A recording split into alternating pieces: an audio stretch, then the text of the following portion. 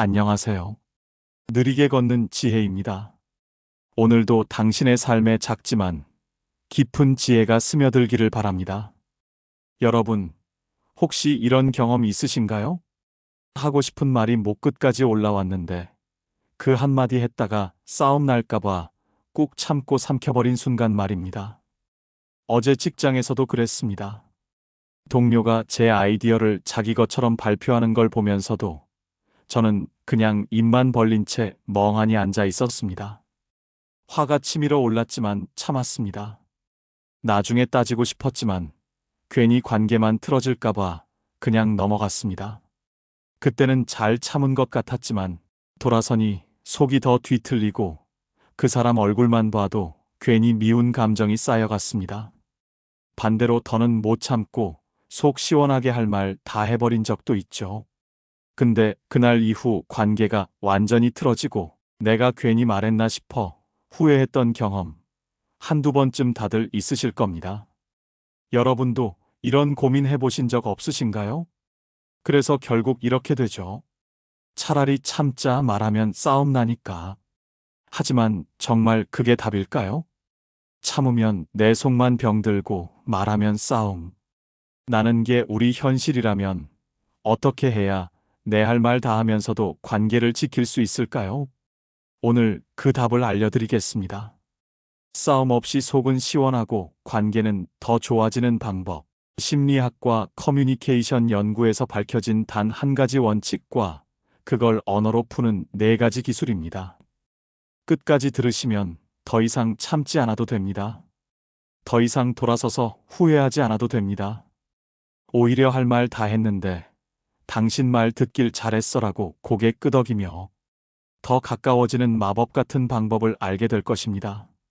지금부터 시작합니다. 여러분, 우리는 왜 싸우는 걸까요? 사람들은 대부분 이렇게 말합니다. 나는 잘 말하려고 했는데 저 사람이 괜히 예민하게 받아들인 거야 라고 말입니다. 내가 잘못했나 싶다가도 결국 저 사람이 문제지 하고 생각합니다. 하지만 심리학에서는 이렇게 말합니다. 싸움은 내용이 아니라 어떻게 말했느냐에 달려 있다고요. 같은 말이라도 말투와 시작 방식에서 이미 80%는 결정됩니다. 그럼 싸움이 시작되는 원인 세 가지를 짚어보겠습니다. 첫 번째, 너 때문이야 하고 화살을 쏘기 때문입니다. 누군가에게 무언가를 지적할 때 대부분 이렇게 시작합니다. 너는 왜 항상이라고 말하거나 당신은 맨날이라고 말합니다. 이 말 한마디에 상대의 뇌는 자동으로 방어 모드로 들어갑니다. 이해하려는 마음은 사라지고 오직 반격만 남습니다. 두 번째, 감정이 먼저 폭발하면 이성은 뒤로 물러납니다. 화가 올라온 상태에서는 논리도 이유도 소용없습니다. 뇌에서 전두엽의 활동이 약해지면서 이성적 사고가 사라지고 감정만 튀어나오죠. 세 번째, 우리는 이겨야 속이 시원하다고 착각합니다. 내가 옳다 이 마음 하나 때문에 우리는 상대를 이기려 들고 결국 상대도 나를 공격하게 됩니다. 결국 누가 이겨도 기분은 후회로 끝납니다. 여러분, 한 가지 실험 이야기를 들려드릴게요. 미국의 한 커뮤니케이션 연구팀이 실험을 했습니다. 커플과 친구 그룹을 대상으로 평범한 대화와 비난이 섞인 대화를 나누게 한 뒤 뇌의 변화를 MRI로 관찰했죠. 비난의 언어가 오가는 그룹에서는 전두엽 활동이 급격히 저하됐습니다. 쉽게 말해 상대를 비난하면 그 순간부터 상대는 이해하려는 능력을 잃고 오직 싸울 준비만 하게 된다는 겁니다. 한 아내가 남편에게 매일 잔소리를 했습니다. 당신은 왜 이렇게 말귀를 못 알아들어요? 왜 치우라고 하면 항상 안 치우냐고 말입니다.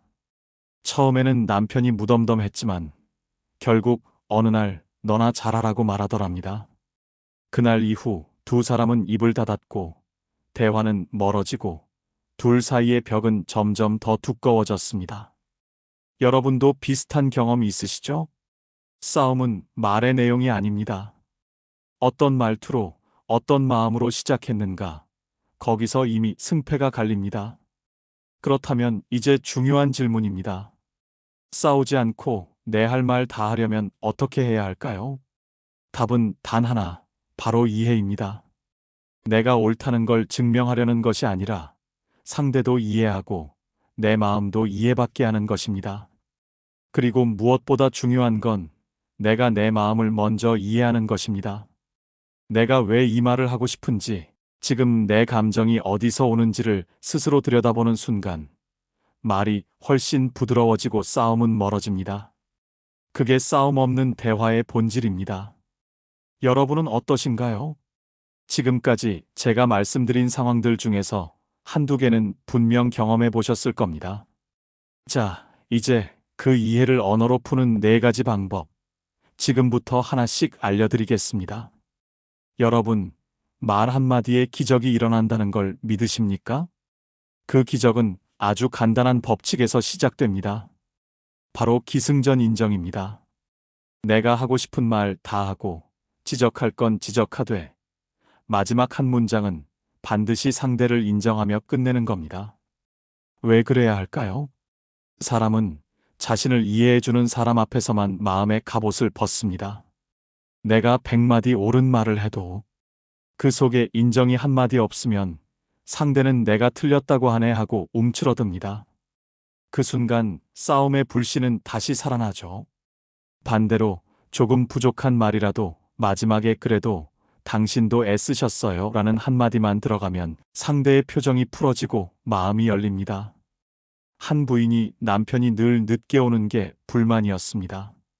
참다 어느 날 당신은 왜 이렇게 집에 늦게 와요? 내가 얼마나 기다리는 줄 알아요? 라고 말했습니다. 그 순간 남편은 표정이 굳고 내가 일부러 그러는 줄 아냐고 받아쳤습니다. 그날 결국 냉전이 시작됐죠. 하지만 며칠 후 그 부인은 같은 말을 이렇게 바꿨습니다. 당신이 바쁘다는 거 알아요. 그래도 기다리는 제 입장에서는 좀 서운했어요. 다음부터는 조금만 일찍 와줄 수 있을까요? 라고 말입니다. 남편의 표정이 달라졌습니다. 그날 저녁 남편이 먼저 꽃 한 송이를 들고 들어왔습니다. 여러분, 그 차이는 마지막 인정 한마디였습니다. 맹자는 사람을 다스리려 하지 말고 그 마음을 먼저 얻으라고 말했습니다. 사람은 자신이 존중받는다는 느낌이 들 때 스스로 고치고 스스로 변하려는 힘을 냅니다. 억지로 밀어붙여서 바뀌는 건 없습니다. 결국은 이해와 인정 속에서만 진짜 변화가 일어납니다. 가장 효과적인 말이 있습니다. 저는 이런 부분이 조금 아쉽습니다. 하지만 당신이 좋은 마음으로 한 건 저도 잘 알고 있습니다. 라고 말하는 것입니다.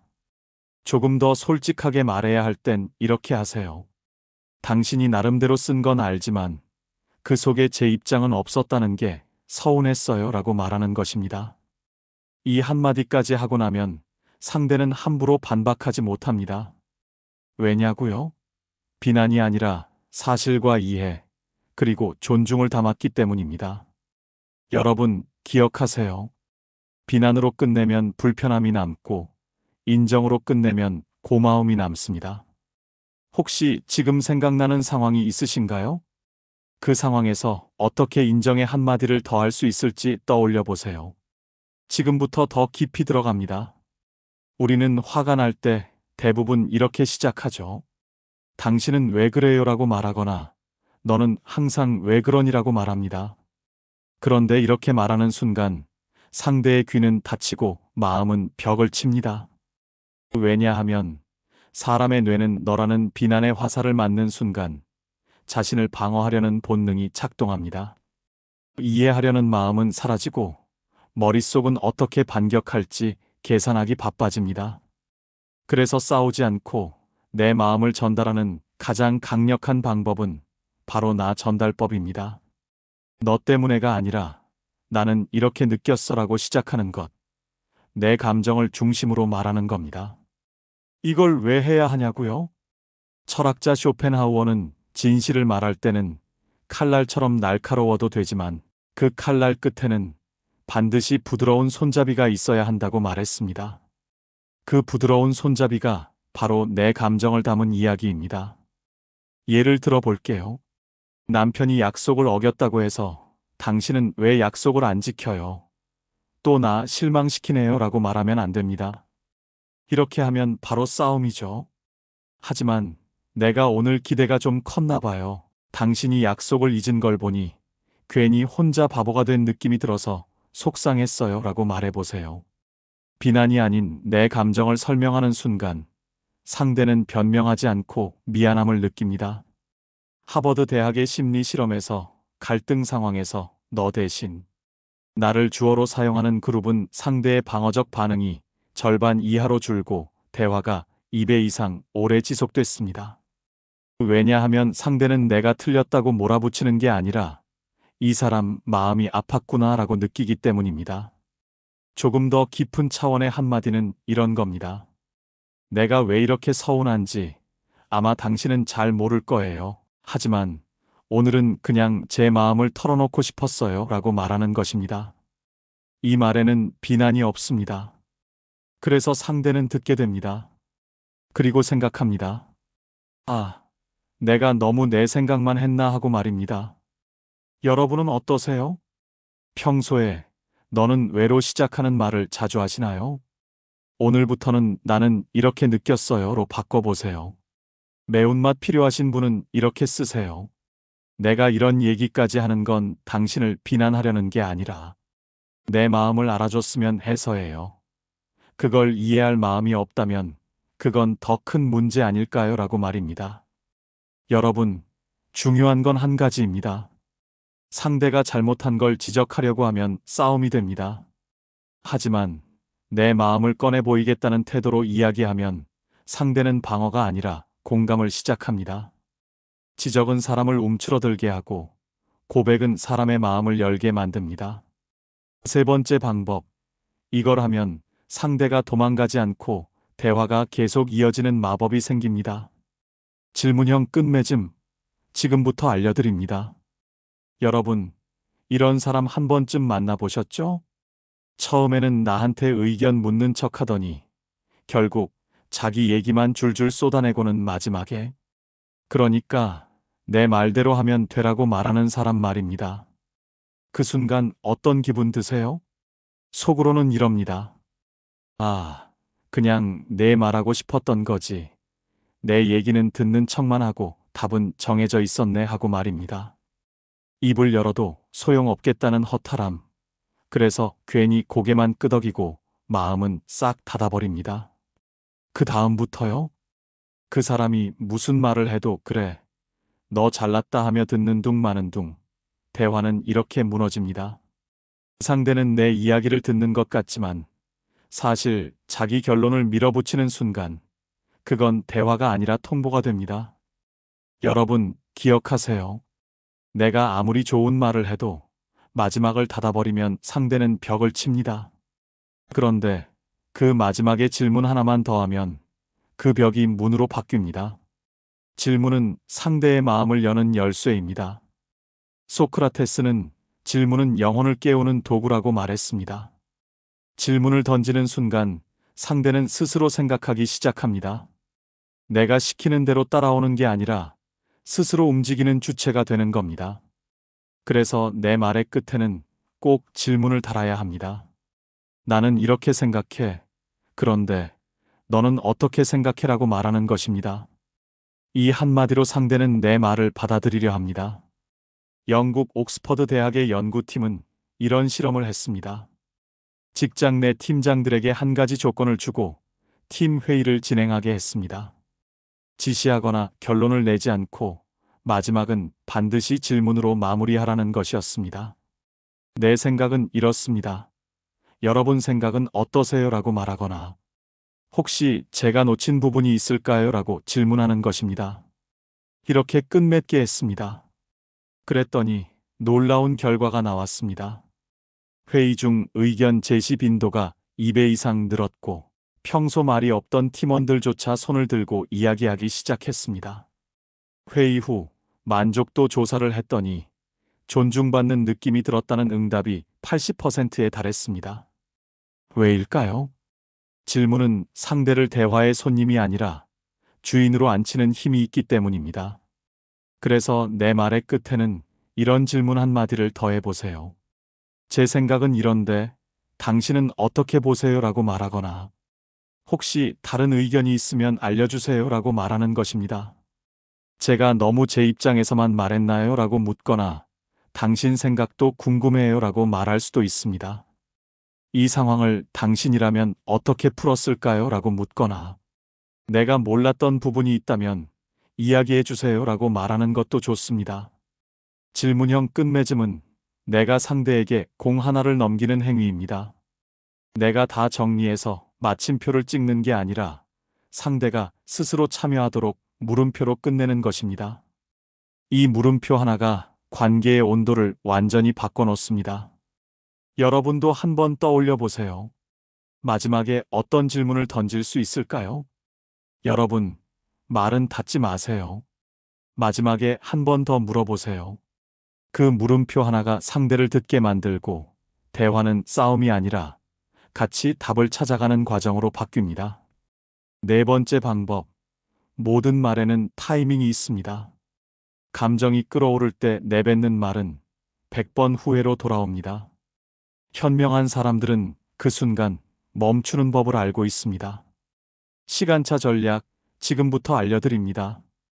여러분, 화가 치밀어 오를 때 입을 열면 어떻게 될까요? 대부분 그 순간 나오는 말은 칼처럼 날카롭고 상대의 가슴에 상처를 냅니다. 그리고 그 말은 다시 내게 돌아옵니다. 후회라는 이름으로요. 그런데 우리 마음속에는 이런 유혹이 있죠. 지금 바로 말해야 속이 시원할 것 같다는 생각 말입니다. 하지만 그 시원함은 잠깐이고 돌아서면 더 큰 찜찜함과 후회가 밀려옵니다. 그래서 가장 현명한 사람들은 시간차 전략을 씁니다. 그 자리에서 바로 말하지 않고 잠시 멈추고 시간을 둡니다. 왜 이게 필요할까요? 인간의 뇌는 감정이 극도로 흥분했을 때 이성을 담당하는 전두엽 기능이 떨어집니다. 특히 화나 분노 상태에서는 논리적 사고가 작동하지 않고 무의식적인 공격 본능만 활성화됩니다. 독일 철학자 쇼펜하우어는 감정이 뜨거울 때 내뱉는 말은 돌이킬 수 없는 화살이 되어 자신을 찌른다고 말했습니다. 결국 현명한 사람은 뜨거운 순간에 말을 멈추고 식은 다음에 입을 엽니다. 여러분, 경험해 보셨죠? 싸우고 나서 몇 시간 후에는 내가 왜 그때 그렇게까지 말을 세게 했지 후회하고 마음이 무거웠던 적 말입니다. 하지만 그때는 이미 늦었습니다. 그래서 중요한 건 20분의 법칙입니다. 뇌과학자들은 분노나 강한 감정은 20분 정도 지나면 진정되기 시작한다고 말합니다. 그 20분을 참아내면 말의 온도가 달라집니다. 예를 들어 볼까요? 가족이나 배우자와 큰 갈등이 생겼을 때 이렇게 해보세요. 지금은 제가 흥분한 상태라 현명하게 말할 자신이 없어요. 조금만 생각 정리하고 이야기할게요 라고 말하는 것입니다. 우리 잠깐 멈추고 조금 있다가 다시 얘기해요 라고 말하거나 제가 지금은 감정이 올라와서 좋은 말이 안 나올 것 같아요. 조금만 시간을 주세요 라고 말하는 것도 좋습니다. 이 한마디로 불붙을 상황이 스르륵 진정됩니다. 상대도 잠시 숨을 고를 시간이 생기죠. 그리고 나서 다시 말하면 같은 내용이라도 말투가 부드러워지고 상대도 받아들이는 자세가 달라집니다. 시간차 전략은 도망이 아닙니다. 내가 감정의 폭발을 조절할 줄 아는 강함입니다. 여러분, 화가 나서 입이 열리려는 순간 스스로에게 이렇게 물어보세요. 지금 말해도 후회 안 할까? 지금 이 말은 상대를 위한 걸까? 내 감정풀이일까? 20분만 참으면 더 나은 말이 나오지 않을까라고 말입니다. 잠시 멈추고 돌아서면 상황이 다르게 보입니다. 그때 말하는 한마디는 싸움이 아니라 대화가 됩니다.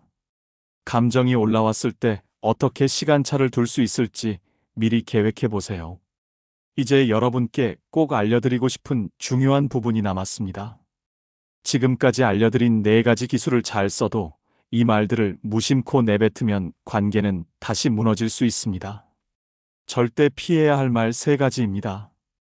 너는 항상이라고 말하면 상대는 무조건 방어합니다. 내 말이 맞잖아라고 말하면 상대 입장에서는 넌 틀렸다는 소리로 들립니다. 그럼 내 마음대로 해라고 말하면 이건 대화의 포기 선언입니다. 반대로 관계를 지키는 말 세 가지입니다. 그럴 수도 있죠라고 말하면 상대를 인정하는 힘이 됩니다. 저도 완벽하진 않아요라고 말하면 상대가 내 말을 제안으로 받아들이게 됩니다. 다음에는 더 잘 맞춰볼게요라고 말하면 따뜻한 마음을 전달합니다. 여러분, 결국 관계는 크고 멋진 말에서 지켜지는 게 아닙니다. 매일 오가는 작은 말 한마디, 그 속에 담긴 존중과 배려에서 관계의 온도가 달라집니다. 지금까지 싸우지 않고 내 할 말 다 하는 방법에 대해 알려드렸습니다. 이 모든 기술의 핵심은 결국 한 가지입니다. 이해하려는 마음을 언어로 풀어내는 것입니다. 그게 기승전 인정이고, 나 전달법이고, 질문형 끝맺음이며 시간차 전략입니다. 이 영상의 핵심은 단 세 가지입니다. 첫째, 상대를 인정하며 대화를 마무리하세요. 둘째, 너가 아닌 나의 감정으로 표현하세요. 셋째, 감정이 올라올 때는 잠시 멈추고 시간을 두세요. 말 한마디는 칼이 될 수도 있고 따뜻한 이불이 될 수도 있습니다. 그 말에 무엇을 담느냐는 결국 내 마음이 무엇을 원하느냐에 달려 있습니다. 싸움을 원한다면 비난을 담으면 되고, 이해를 원한다면 존중을 담으면 됩니다. 한번 떠올려 보세요. 오늘 하루만이라도 누군가에게 하고 싶었던 말이 있지 않으셨나요? 이제는 그 말을 당당하고 품위 있게 할 수 있습니다. 칼 로저스는 진정한 대화는 감정을 비우고 이해로 채우는 것이라고 말했습니다. 바로 오늘부터 시작해 보세요. 작은 것부터 천천히 하지만 확실하게 변화해 나가세요. 그 첫 걸음이 여러분의 인생을 완전히 바꿀 것입니다. 여러분의 인간관계가 더 평화롭고 따뜻해지길 바랍니다. 늘 여러분 곁에서 응원하겠습니다. 감사합니다. 오늘 영상을 보며 여러분은 어떤 생각이 드셨나요? 여러분의 경험과 생각을 댓글로 나눠주세요. 여러분의 이야기가 누군가에게 큰 위로와 깨달음이 될 것입니다. 오늘 영상이 도움이 되셨다면 소중한 분들께 공유해 주시고 구독과 좋아요로 응원해 주세요. 여러분과의 소중한 연결이 저에게 큰 힘이 됩니다. 감사합니다.